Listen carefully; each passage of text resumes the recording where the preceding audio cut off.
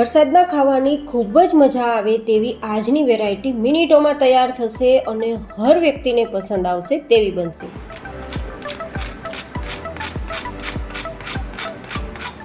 જે તમે અવાજ સાંભળી રહ્યા છો ને, આટલી ક્રિસ્પી, ઉપરથી એકદમ ઓઇલ ફ્રી અને એકદમ સરસ ખારી જેવી ખસ્તા, તમને સમોસા કચોડીની યાદ પણ નહીં આવે તેવી ટેસ્ટી, માત્ર ટમેટો કેચઅપ સાથે સર્વ થાય તેવી વેરાયટી ઇઝી રીતે અને બિના ઝંઝટ તૈયાર કરીશું. એ પણ ઘરની સામગ્રીઓથી બનશે. તો ચલો રેસીપી શરૂ કરીએ. તો જેમના માટે મેં અહીંયા 4 થી 5 વ્યક્તિને થઈ શકે તેટલી વેરાયટી તૈયાર કરવા માટે માત્ર ઘઉંનો ઝીણો લોટ, જેમાંથી રોટલી બનાવીએ ને તે લોટ 3 કપ જેટલો લીધો છે, અથવા તો તમે જેટલા ઘરના સદસ્ય હોય તે મુજબ તમારે લોટ લેવાનો રહેશે. હવે તેમાં 1 થી 1.5 નાની ચમચી જેટલું આપણે નમક ઉમેરીશું અને અહીંયા આપણે વેરાયટીને થોડી ક્રિસ્પી તૈયાર કરવા માટે 3 કપ ઘઉંના લોટની સામે 1/4 કપ જેટલો રવો ઉમેરીશું. તમે રવાની જગ્યાએ ચોખાનો લોટ પણ ઉમેરી શકો છો. હવે આપણે 1 થી 2 ચમચી થાય તેટલી આપણે કસૂરી મેથી ઉમેરીશું. અત્યારે જનરલી વરસાદની સિઝનમાં લીલી ભાજીની મેથી મેળવવી થોડી મુશ્કેલ છે, તો અહીંયા આપણે કસૂરી મેથીનો ઉપયોગ કરી શકાય. જો કે મેથી ના મળે તો સ્કીપ કરી શકો છો. થોડા સમારેલા લીલા ધાણા ઉમેરી દેશું અને 2 નાની ચમચી જેટલા ચીલી ફ્લેક્સ. તમે આ ચીલી ફ્લેક્સ ના ઉમેરવા હોય તો ઓપ્શનલ છે, સ્કીપ કરી શકો છો. હવે બધી જ સામગ્રી સરસ મિક્સ કરી દેશું અને મિક્સ કર્યા બાદ લગભગ અડધા કપ જેટલો આપણો લોટ આપણે એક બીજા વાસણમાં લઈ લેશું. હવે આ અલગ કાઢેલા લોટનું શું કરવાનું છે તે હું તમને આગળ બતાવીશ. અને બાકી રહેલો લોટ, જેમાં 1 ચમચી જેટલું આપણે તેલ ઉમેરીશું મોણ માટે, અને પછી આ રીતે મિક્સ કરીશું જેથી સરસ લોટમાં મોણ અપાય છે. હવે આપણે થોડા ગરમ પાણીથી લોટ બાંધીશું. અહીંયા તમારે ઠંડા પાણીનો ઉપયોગ નથી કરવાનો, થોડા હુંફાળા ગરમ પાણીથી લોટ બાંધવાનો છે, કારણ કે રવાનો ઉપયોગ કર્યો છે ને તો વેરાયટી ખાવામાં દાંતમાં લાગે નહીં, મોઢામાં ખૂંચે નહીં તેવી તૈયાર થાય તે માટે. અને આપણા લોટને પૂરીનો લોટ બાંધી અને કેવો કડક હોય તેવો તૈયાર કરીશું. રોટલીના લોટ જેટલો સોફ્ટ પણ નહીં, ભાખરીના લોટ જેટલો કડક પણ નહીં, પણ બંને વચ્ચેનો, એટલે કે પૂરી અને પરોઠાનો લોટ હોય તેવો તૈયાર કરીશું. હવે આપણે લોટ તૈયાર થઈ ગયો છે, તો થોડું મોઇશ્ચર આપવા માટે, વધારે નરમ તૈયાર કરવા માટે 1 ચમચી જેટલું તેલ ઉમેરી મિક્સ કરી દેશું અને પછી લગભગ 5 થી 7 મિનિટ માટે આપણા લોટને સાઈડ પર છોડી દેશું, જેથી લોટ પહેલાં કરતાં વધારે સ્મૂધ થઈ જશે. તો એ સેટ થાય ત્યાં સુધીમાં આપણે જે અડધા કપ જેટલો લોટનું મિશ્રણ બહાર કાઢ્યું હતું ને, તેમાં આપણે થોડું હુંફાળું ગરમ પાણી ઉમેરતા જશું અને ગોળ તૈયાર કરીશું.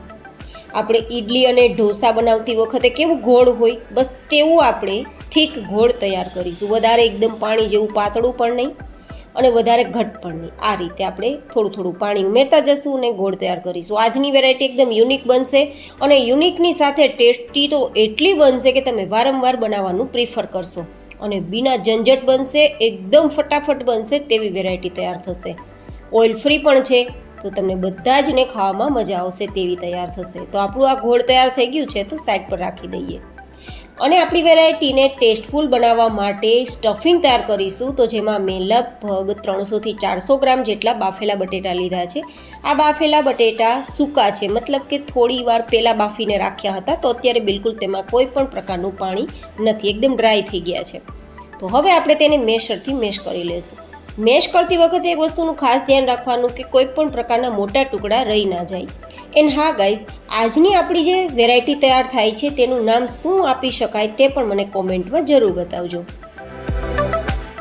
હવે અહીંયા આપણે લગભગ 1 કપ જેટલી નાની નાની સુધારેલી ડુંગળીનો ઉપયોગ કરીશું. જો તમે ડુંગળી ના ખાતા હોય તો તમારે ડુંગળી સ્કીપ કરી દેવાની રહેશે. અને 2 થી 3 ચમચી જેટલા આદુ અને મરચાંને અધગજરા વાટેલા છે, તો તે પણ ઉમેરી દઈશું. થોડા લીલા ધાણા ઉમેરીશું. મેં અહીંયા લસણનો ઉપયોગ નથી કર્યો, માત્ર ડુંગળીનો ઉપયોગ કર્યો છે. એ પણ જો તમે ના ખાતા હોય તો સ્કીપ કરી શકો. હવે 1 નાની ચમચી જેટલું નમક ઉમેરી દઈશું. ચપટીથી 2 ચપટી હળદર ઉમેરીશું. અહીંયા તમે ધાણા જીરું પાવડર ઉમેરો હોય તો ઉમેરી શકો છો, પણ મેં નથી ઉમેર્યું. 1 નાની ચમચી જેટલું કાશ્મીરી લાલ મરચું પાવડર, માત્ર કલર માટે, તીખાસનું કામ લીલા મરચાં કરશે. અને સાથે 1 મોટી ચમચી જેટલો મેજિક મસાલા પાવડર. આ ઘરે બનાવેલો પાવડર છે, જેની રેસીપી બહુ જ જલ્દી ડિમ્પલ્સ ડિશિસ ચેનલ પર હું પબ્લિશ કરવાની છું, શેર કરવાની છું. તો તમે પણ એ રેસીપીને જરૂરથી જોજો અને ઘરે તૈયાર કરજો. ખૂબ જ ટેસ્ટફુલ વેરાયટીને તૈયાર કરશે. આપણે આ મેજિક મસાલા પાવડર ઉમેર્યો છે ને, તો હવે એક્સ્ટ્રા બીજા કોઈ પણ મસાલાની જરૂર નથી. એકદમ ટેસ્ટી વેરાયટી તૈયાર કરશે આ મસાલો.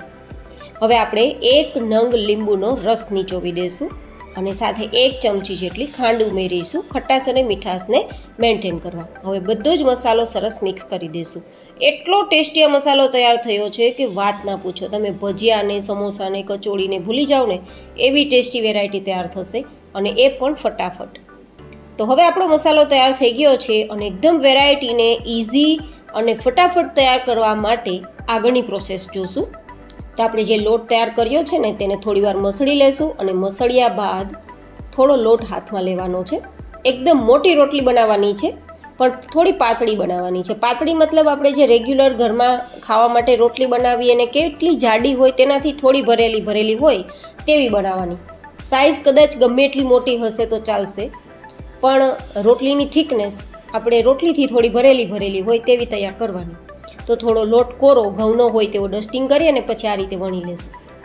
આપણે જો નીચે બિલકુલ રોટલી છે તે પાટલીમાં ચીપકતી નથી. આટલો સરસ લોટ આપણો તૈયાર થયો છે. જો એકદમ સોફ્ટ લોટ હશે ને તો વેરાયટી તૈયાર કરવામાં તકલીફ થશે, કડક લોટ હશે તો વણાવવામાં તકલીફ થશે ને ફાટી જશે. તો આવો જ લોટ હોવો જોઈએ જેથી પરફેક્ટ રોટલી તૈયાર થાય. હવે તમે જોઈ શકો છો રોટલી કરતાં થોડી ભરેલું હોય ને તેવું મેં વણ્યું છે.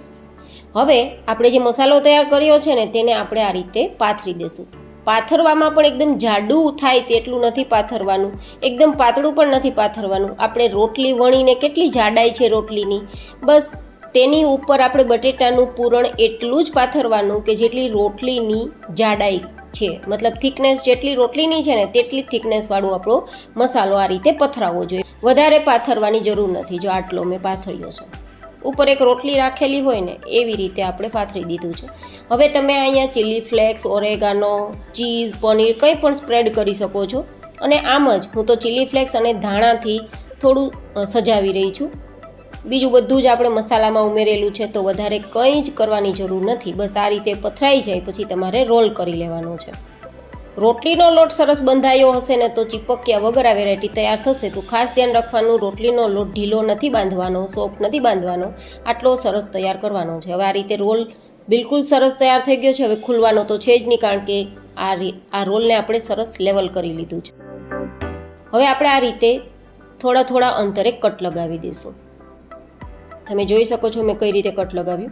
હવે બંને હાથની હથેળીથી થોડું પ્રેસ કરી દઈશું. વધારે પ્રેસ નહીં કરવાનું, થોડું પ્રેસ. તો આ રીતે જેવી રીતે આપણે ભાખરવડીનો શેપ આપીએ ને કેવું થઈ જાય તેવો આપણો આ વેરાયટીનો લુક આવી ગયો છે. જો આ વેરાયટી એકદમ ફટાફટ બનશે ગાઈઝ, મિનિટોમાં તૈયાર થશે. બધા જ જે રોલ તૈયાર થઈ જાય પછી આપણે જે લોટનું ગોળ તૈયાર કર્યું છે ને તે ગોળમાં આ વેરાયટીને ડૂબાડતી જવાની, અને કોઈ પણ પ્રકારની આ સ્પૂન હોય જેમાંથી આપણે એક્સ્ટ્રા ગોળને નીચે નિતારી શકીએ તે માટે આવી સ્પૂન લેવાની, જેથી આપણે આપણી આ વેરાયટીમાં એક્સ્ટ્રા જે કંઈ પણ ગોળ છે ને તે નીચે નીતરી જાય.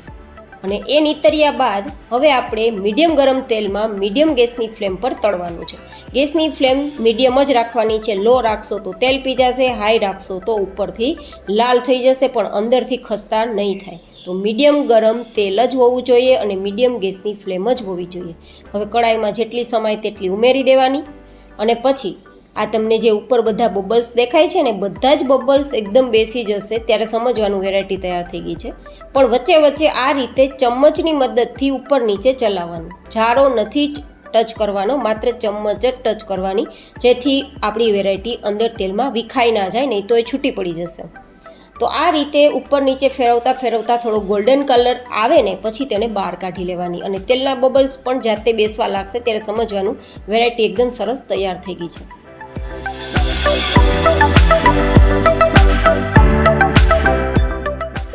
ત્યારે તમે સાંભળો કેટલો અવાજ ક્રિસ્પી આવે છે. જો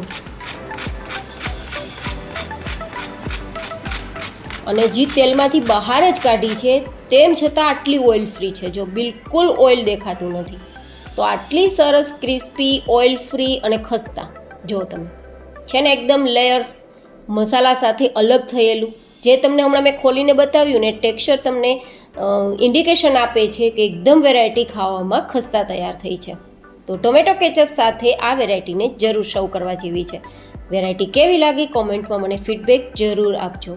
ફરી મળીશું એક નવી જ હેલ્ધી એન્ડ ઇન્ટરેસ્ટિંગ રેસીપી સાથે. ત્યાં સુધી stay healthy, stay happy, take care.